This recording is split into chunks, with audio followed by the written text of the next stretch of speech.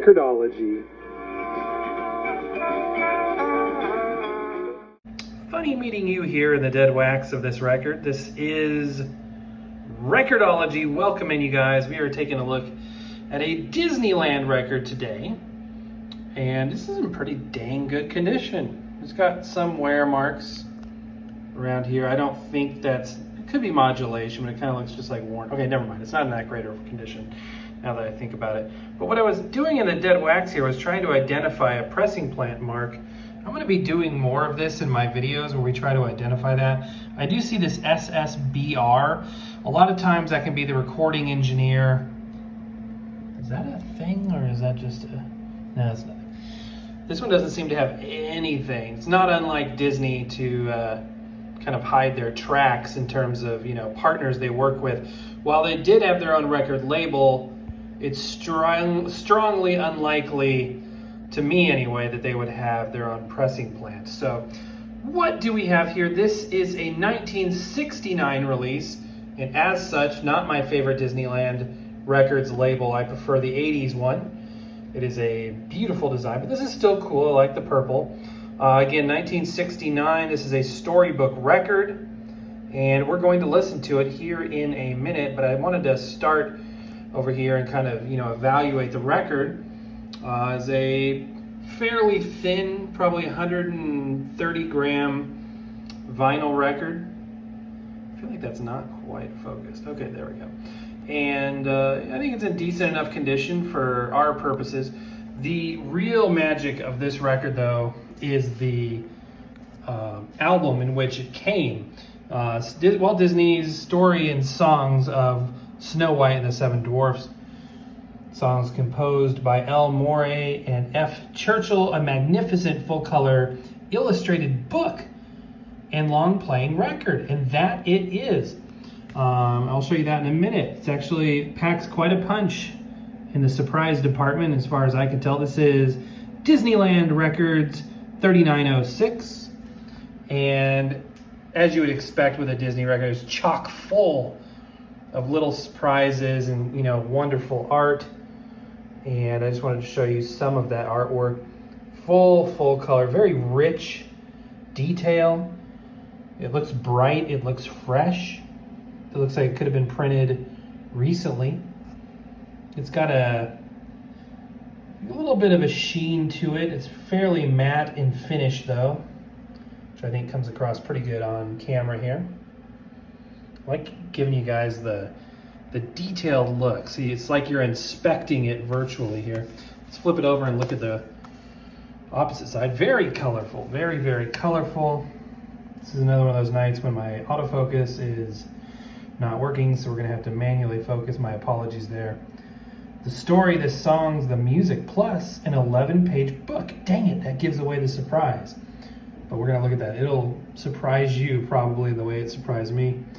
So much to look at here. Again, this is the epitome of a tactile, interactive, involved media experience where you are doing something while listening to your media, not just zoning out and cleaning the dishes or trying to completely use your imagination, although that can be fun too, especially in the case of old-time radio. But this, in addition to what you're hearing, gives you a fantastic visual aid, and leave it to Walt Disney to do just that. Again, this is 1969, so we're talking over 40 years old, 42 years old, 43 years old, and just phenomenal here. I remember when I was a kid, my parents thought it was a shame that the Disney books didn't have signatures from the artists, and I remember that was kind of being perplexed, at the notion of that. Now, having studied Walt Disney, I understand their perspective that so much talent and effort went into this that it's a shame that we can't, give credit where credit is due. On the opposite side, I know that the artists, were, it's a Walt Disney thing, and that name is the brand. That is not really a ghostwriter in the sense that we would think of it commonly, but really it's a Walt Disney production. like any movie they do, music, it's about coming together as a team, not as individualism, if that makes any sense. So let's go ahead and flip through the book here. I think the idea is you listen to the record while you are flipping through this, and you can follow along. By the way, if you have a hard time remembering things you hear or things you read, try doing it at the same time. There's something about reading and listening to something, and it really helps you retain it. But that is a tangent I don't need to go on to tonight. Full color, sort of glossy pages here. Just absolutely stunning artwork. You know, when it comes to Disney characters, there are, even when they outsource, to third parties, which I don't believe this is, but, when you see, Disney diapers and Disney t-shirts and Disney toys, a lot of times that's farmed out to artists that are not part of the Walt Disney Company. And as such, they don't want Mickey or, Thumper or, Snow White looking wrong, looking a little off. So they actually have a sort of a Bible, so to speak, a set of standards that they have to live up to, certain things that, characteristics and things that each character would and wouldn't do. And it not only visually, but, story-wise, they can't break character, even though they are, storybook fairy tale characters. They can't be doing things that would be uncharacteristic for them. Even, back before Disney bought Star Wars, they were doing the same thing with, C-3PO and R2-D2 and Darth Vader. When they would make appearances in other movies and things, Lucasfilm would send representatives to make sure, to be on set, to make sure that nothing was being violated and they weren't, hurting the intellectual property or the branding. So the same thing exists for Disney. They want to make sure that the branding is intact, that the characters stay true to form and all that good stuff. So this is beautiful artwork, you guys. I picked this up for like $1 or $2. I mean, to have, actually this might have been like $5, but well worth it, because not only do you get the record and a piece of history, but this artwork is just fantastic. Absolutely fantastic. Obviously, this is a truncated version of this story. Man, I had nightmares about this witch. I used to have this nightmare when I was a kid of me being, frozen in place at the end of the hallway, and this witch slowly coming up the stairs at the end of the hallway, coming at me. Oh my gosh. It was like a reoccurring nightmare I had as a kid. Terrible. That's one of those characters I do not like at all. Even to this day, it just gives me the willies. Anyway, back to Happy Land here. It's a beautiful record, the storybook, but let's go ahead and listen to the actual record itself and see what we got on there. Now, because this says story and music, I'm just going to hop through it as though it was fully copyrighted content that would trigger content ID matches.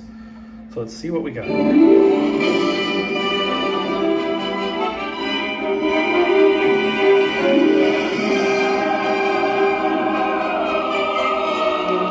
Definitely loud. Go ahead and cue it up a couple different places. Can do. Instead, he urges Snow White to run away as far as she can and never come back. Snow White is horrified at hearing the Queen hates her so. She runs. So it's a storyteller. Interesting. I thought it was going to be like sound bites, more sound bites.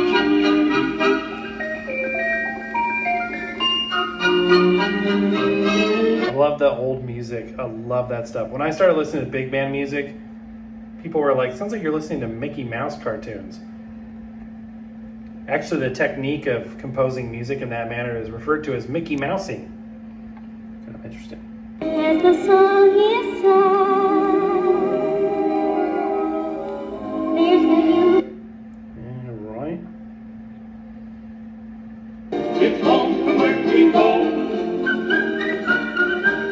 Hi ho. Okay, that's probably the most highly copyrighted piece on here. Now, I think I'm right in remembering that the actress that played Snow White also did the little bit in Wizard of Oz 1939 where the bird says, "Wherefore art thou, Romeo?" Wherefore art thou, Romeo? I hear a beat. You know what I mean? That little snippet with the Tin Man. I think that was the same actress. I think I read that somewhere. But anyway, guys, there you go. An interesting Disneyland treat, finding these Disneyland records. It's not hard to do. They do come up from time to time. It is somewhat more rare to find the full storybook versions like this. But I'm a big Disney fan, so anytime I have an opportunity to snag official Walt Disney stuff, I love that. It's a great sort of side hobby to vinyl records for me. So that's going to do it for today, guys. Let me know in the comments below what you think, if you have this or any others, and fill me in on anything I might have missed. But that's going to do it for now, guys. Happy record hunting. We will see you tomorrow.